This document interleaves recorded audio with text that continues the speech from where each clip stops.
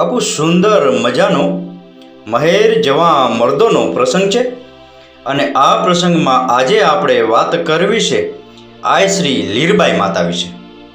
પોરબંદર તાવાનું મોઢવાડા ગામ અને આ મોઢવાડા ગામની ભૂમિ એ તો સંતો અને સુરવીર પુરુષની ભૂમિ છે.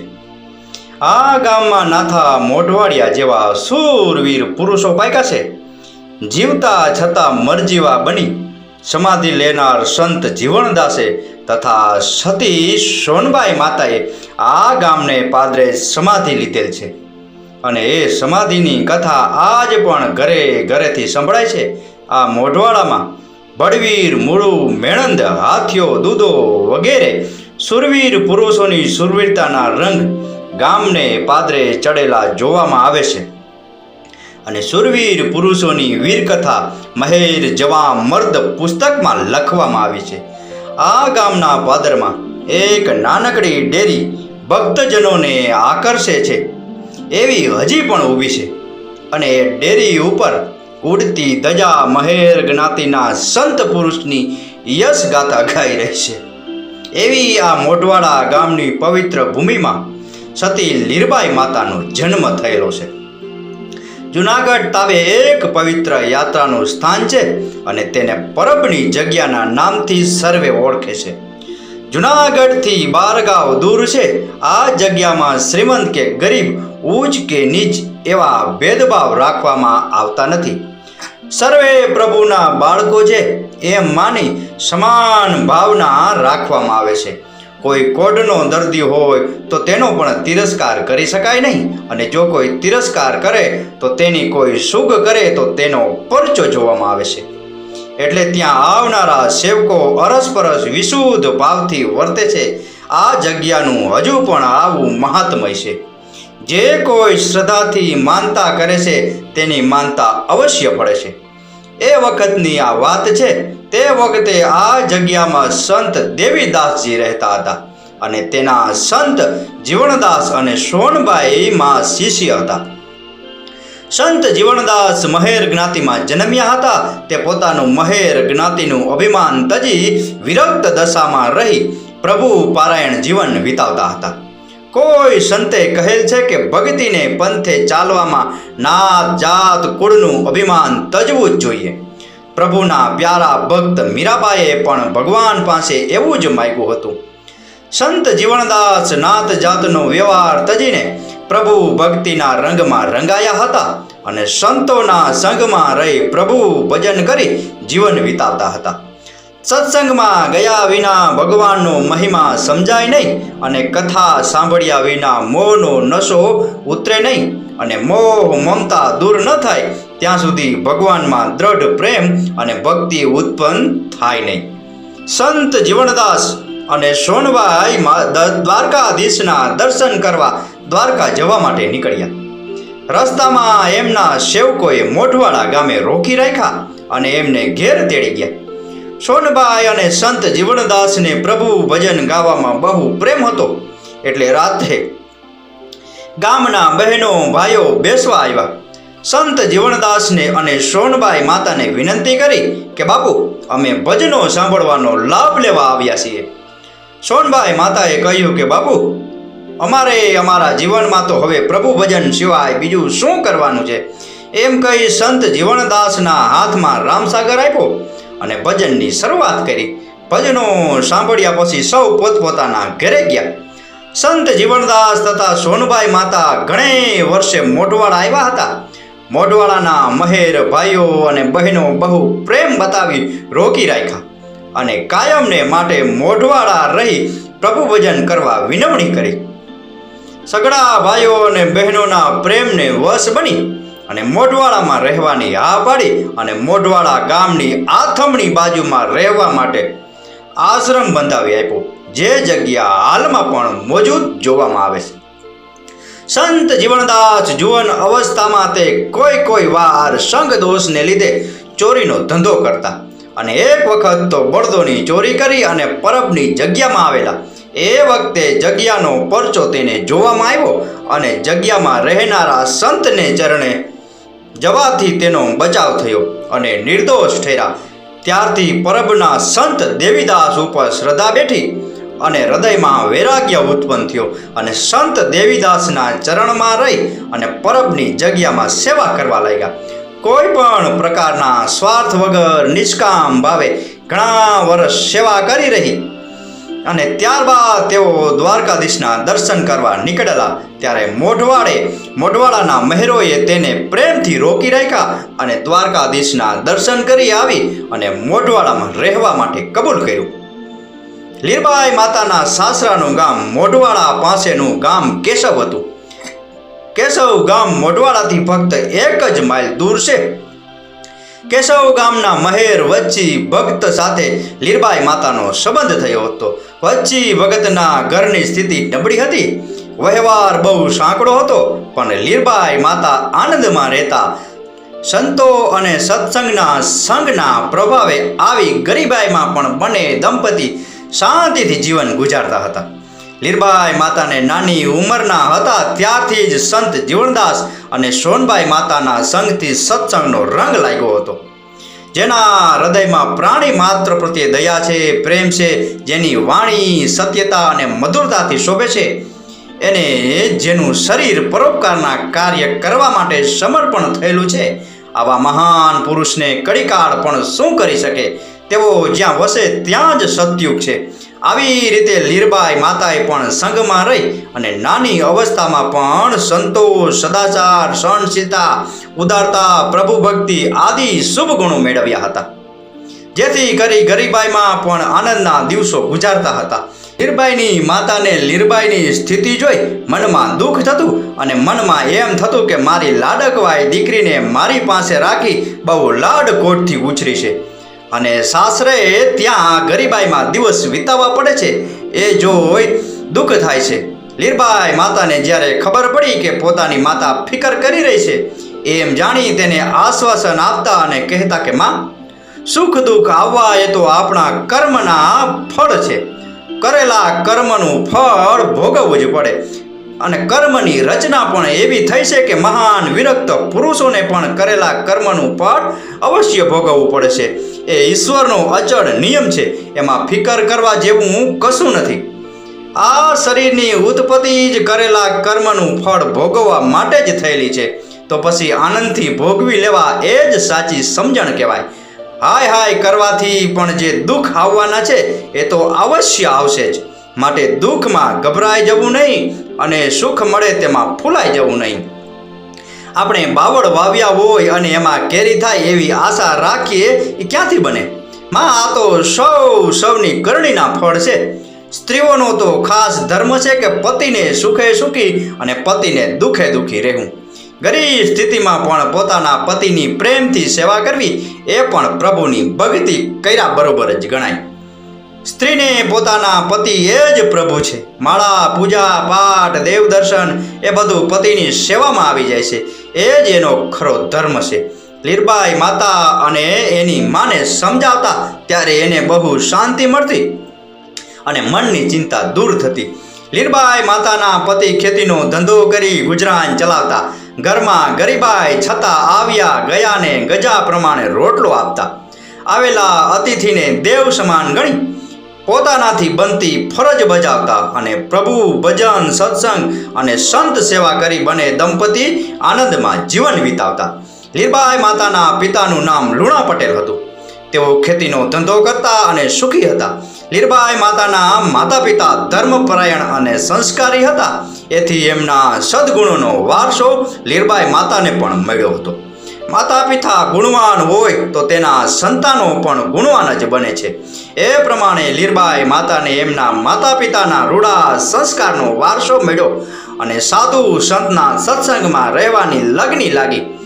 સંત જીવણદાસ અને સોનબાઈ માતા દ્વારકાધીશના દર્શન કરીને પાછા ફર્યા ત્યારે મોઢવાડામાં રહેવાનું નક્કી કર્યું અને ત્યાં જ રહી પ્રભુ ભજન, સત્સંગ કરી આનંદમાં જીવન વિતાવવા લાગ્યા. મોઢવાડા ગામના સત્સંગીઓ પણ સંત જીવણદાસના આશ્રમમાં સત્સંગનો લાભ લેવા લાગ્યા. સંત જીવણદાસજી કથા સાંભળવા આવનારને કહેતા કે આપણે દરરોજ ભગવાન રામના ગુણ ગાઈએ, પણ ભગવાન શ્રીરામમાં જે ગુણો હતા એ મેળવવા પ્રયાસો કરવો જોઈએ. માત્ર રામાયણ સાંભળવાથી કલ્યાણ નહીં થાય, પણ રામાયણમાંથી જે ઉપદેશ મળે છે એ જ શીખવાનું છે. આપણે ભગવાન રામના ભક્તોનો દાવો કરીએ છીએ, પણ ભગવાન રાજી રહે એવું કરતા નથી, તો આપણે આ ભક્તિના પંથ નહીં પણ પાખંડને જ સેવી રહ્યા છીએ. માટે આપણે પ્રભુના સાચા ભક્ત બનવાની જરૂર છે. આ પ્રમાણે ભક્તિનો સાચો રંગ ચડવાની જરૂર છે, અને એ માટે સત્સંગ અને સત્સંગ શાસ્ત્રોના સેવનની જરૂર છે. જે ઉપદેશ સાંભળવામાં આવે તેને જીવનમાં ઉતારવા એટલે જ આચરણમાં મૂકવાની જરૂર છે. લીરબાઈ માતાનો સંત જીવણદાસ અને સોનબાઈ જેવા વિરક્ત સંતોના સહવાસમાં રહી ને જ ઉપદેશ વાચામૃત પાન કરવામાં આવતું, તેમાં હૃદય પલટો થઈ ગયો. મનમાં વિકારો મોહ મમતા દૂર થઈ ગયા અને હૃદય નિર્મળ બની ગયું અને ભગવાનની ભક્તિમાં મન રસબસ્તુ બની ગયું. એક વખત કથા ચાલુ હતી. મોઢવાડાના ભાઈઓ અને બહેનો કથા સાંભળતા હતા, ત્યારે સંત જીવણદાસે લીરબાઈ માતાને કહ્યું, બેટા લીરબાઈ, આજ તો તું આવેલા સત્સંગીઓને એક ભજન સંભળાવ. હિતમાં બે બોલ બોલ. લીરબાઈ માતા ભજન બોલ્યા, સંત જીવણદાસજી પણ એક ભજન બોલ્યા, ત્યારબાદ કથાની સમાપ્તિ કરી. સંત જીવણદાસજી બોલ્યા કે હે ભાઈઓ અને બહેનો, તમે પહેલા તમારા ગૃહસ્થાશ્રમનો ધર્મ સુધારી. જો મકાનનો પાયો મજબૂત ન હોય તો આ મકાનની સલામતી રહેતી નથી. તેવી જ રીતે જેનો ગૃહસ્થાશ્રમ ઉત્તમ અને સદાચારીથી ભરેલો જ નથી, એવા ગૃહસ્થીએ વાનપ્રસ્થ કે સંન્યાસીના ધર્મ પાળવા લાગશે તો ગૃહસ્થા ધર્મમાં પાળવાના જ કલ્યાણ સમાયેલું. એમ આપણા ધર્મશાસ્ત્રો સ્પષ્ટ કહે છે કે ગૃહસ્થાશ્રમી સારો હોય તો તેના ગૃહસ્થાશ્રમ સ્વર્ગ સમાન બની જાય છે. મોટવાડા ગામમાં સંત જીવણદાસ અને સોનબાઈ માતા ઘણા વર્ષો રહ્યા અને સત્સંગમાં આવનારને જ્ઞાન અને ભક્તિની ગંગામાં ખૂબ નવરાવ્યા. એમ ઘણા વર્ષ પ્રભુ ભજનમાં ગાળ્યા. પ્રભુ ભક્તિનો ખરો રંગ તો લીરબાઈ માતાને જ લાગ્યો, જે રંગ દિવસે ને દિવસે તેજસ્વી બનતો ગયો અને ભક્તિ રંગની ચમક વધતી ગઈ. લીરબાઈ માતાને ભક્તિ રસ પીવાની તરસ હતી. તેણે પીધી અને એના હૃદયમાં પ્રભુ વિયોગનું દર્દ હતું. એ દર્દ મીટવા અને ભક્તિ રસ પીધો અને બ્રહ્માનંદને પામ્યા. લીરબાઈ માતાને પહોંચવા માટેની તાલાવેલી લાગી અને સમયનું સમય કામ કરતો જાય છે. સંત જીવણદાસજી અને સતી સોનબાઈને આત્મ સ્વરૂપમાં ભળી જવાની તાલાવેલી જાગી અને પરમપિતા પરમાત્માના ધ્યાનમાં ચિત્ત જોડી દઈ પંચભૂતના શરીરનો ત્યાગ કરવાની ભાવના જાગી. સંત જીવણદાસ તથા સતી સોનબાઈએ જીવતા સમાધિ લઈ દેહનો ત્યાગ કરવાનો નિશ્ચય પર આવ્યા. સંત જીવણદાસ અને સોનબાઈ માતા સમાધિ લેવાના છે એ વાત વાયુ વેગે આસપાસના પ્રદેશમાં ફેલાઈ ગયા અને ભાવિક ભક્તજનો ગામે ગામથી સંતોના દર્શન માટે મોઢવાડા ગામે આવવા લાગ્યા. આજે સમાધિ લેવાનો દિવસ છે. ગામને પાદર અનેક ઘોડા ગાડીઓમાં બેસી ભક્તજનો આવેલા, તેથી પાદરમાં માણસોની ઠઠ જામી છે. ગામે ગામથી સાધુ સંતોની મંડળીઓ આવી પહોંચી છે અને ભજન ધૂન કીર્તનની જમાવટ થઈ રહી છે. સ્ત્રીઓ અને પુરુષોના મુખારવિંદ ઉપર ત્યાગ અને ભક્તિની છાયા છવાઈ ગઈ છે. મોઢવાડા ગામના મહેર ભાઈઓ અને બહેનો પોતાના ગામેથી આવેલા અતિથિઓની દરેક પ્રકારની વ્યવસ્થા કરવામાં બહુ પ્રેમથી કામ કરવામાં રોકાઈ ગયા છે. પોતાના આંગણે આવેલા અતિથિઓની કોઈ પણ પ્રકારની અગવડતા ન રહે તે માટે તૈયારીઓ કરવા લાગ્યા. મહેમાનો માટે પ્રાણ પાથરવા અને શક્તિ ઉપરાંતની પરુણાગતિ કરવી એ તો મહેરોનો અને વડીલોનો વારસો મળેલો છે. એમાં અન્ય જ્ઞાતિભાઈઓનો મુખેથી બોલાય છે. એ વચનો સાચા હોય એમ આજે જોવામાં આવે છે. સંત જીવણદાસ અને સોનબાઈ પ્રભાતે સ્નાન કરી પ્રભુ સ્મરણ ધ્યાન આદિ નિત્ય કર્મ કરી બંને અરસપરસના આત્મ ઉદ્ધારની વાતોમાં આનંદ મગ્ન બન્યા છે.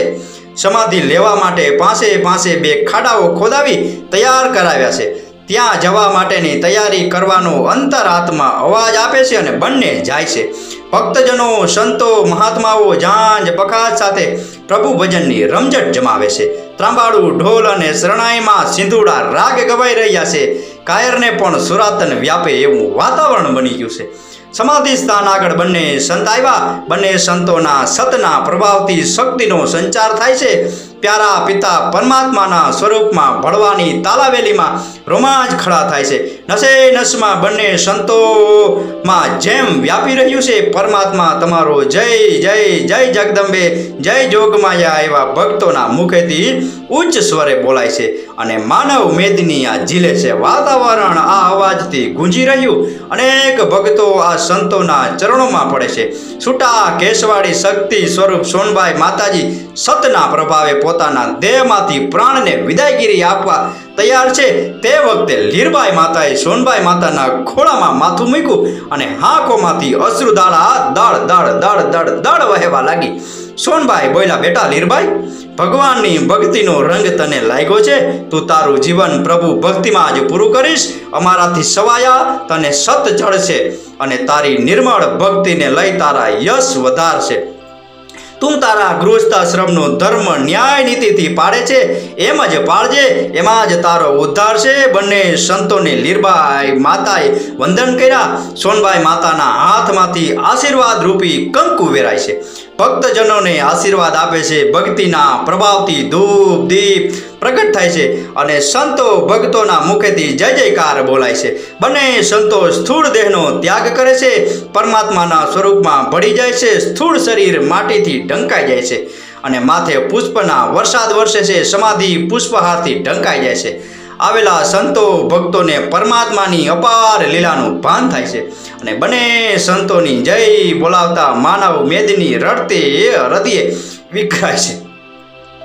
માતા સોનબાઈએ તો સમાધિ લીધી. હવે લીરબાઈ માતા એકલા બની ગયા. સોનબાઈ આઈના સંગથી જે સત્સંગ લાભ મળતો, આનંદ મળતો, તે બંધ થયો.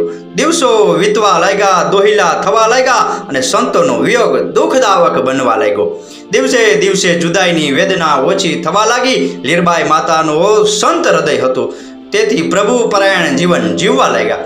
લીરબાઈ માતા પોતાના પતિની પ્રેમથી સેવા કરવામાં અને ઘરે આવતા સાધુ સંત અભ્યાગત અતિથિઓની સેવા કરવામાં દિવસ વિતાવવા લાગ્યા.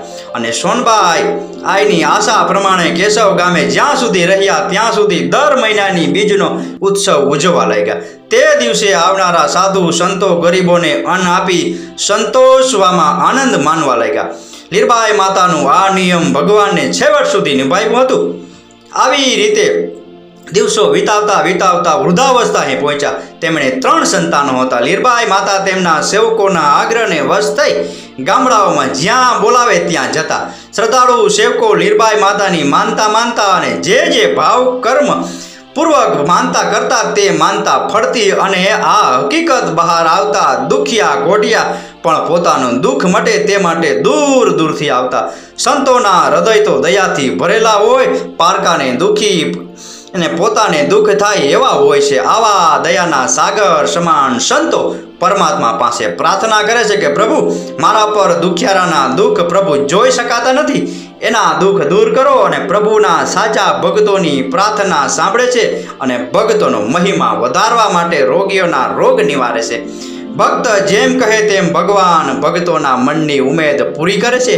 એ પ્રમાણે લીરબાઈ માતા પણ ઘણા રોગીના રોગ મટાડવા ગદગદ કંઠે પ્રાર્થના કરતા. જે માણસો જે આશાએ આવતા એ આશા પૂરી કરતા અને દુઃખો દૂર કરતા. ફરતા ફરતા લીરબાઈ આઈ માધવપુર શ્રી માધવરાયના દર્શન કરવા ગયા અને ત્યાં ભગવાનના દર્શન કરી બ્રાહ્મણોને જમાડ્યા. પોરબંદરના મહારાણા શ્રી ભોજરાજજી પણ પરમાત્માના મહાન ભક્ત અને ધર્મપરાયણ રહેનારા હતા. એ મહારાણા માધવપુર પધારેલા અને લીરબાઈ માતાની પ્રશંસા સાંભળેલી, તેથી તેને મળવાની મહારાણા બાપુને ઈચ્છા થઈ. લીરબાઈ માતાને કહેડાવ્યું એટલે લીરબાઈ માતા ખુશી થઈ અને કહેડાવ્યું કે આજે મહારાણા બાપુને વિનંતી કરી અને મહારાણા બાપુએ જવાની ખુશી બતાવી.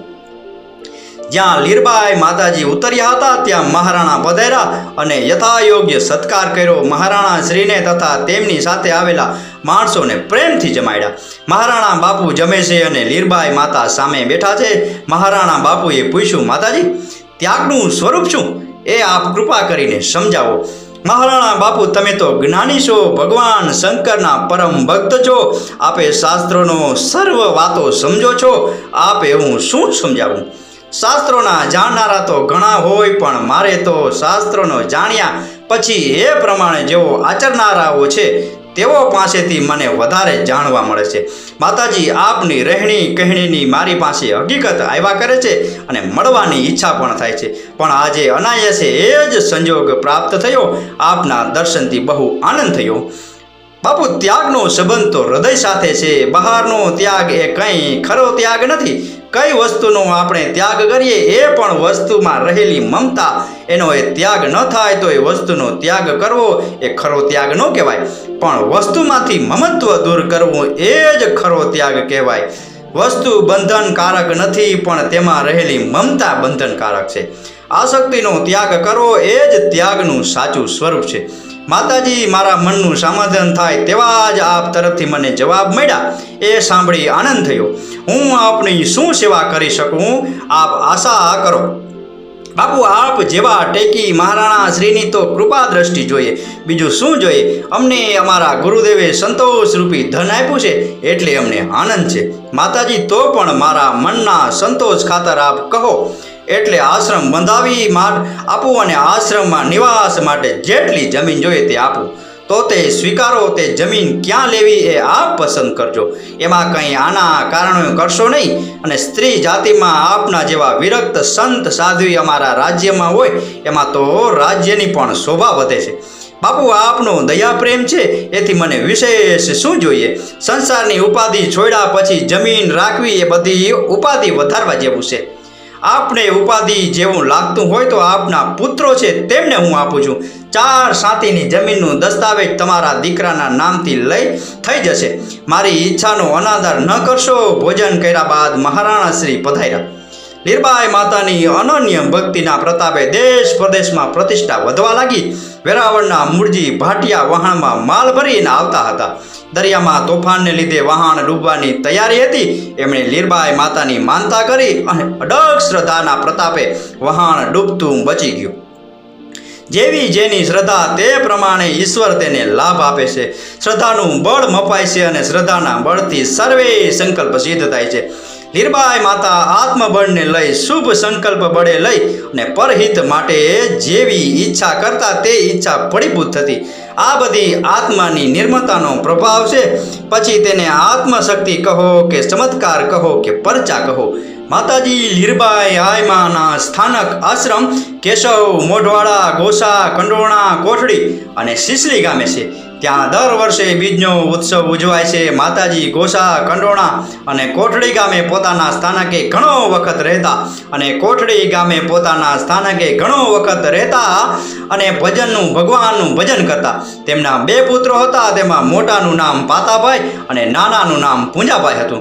પાતાભાઈના વંશજ કેશવ ગામમાં હાલમાં પણ છે અને પૂંજાભાઈના વંશજ કંડોળા ગામમાં હાલમાં પણ છે.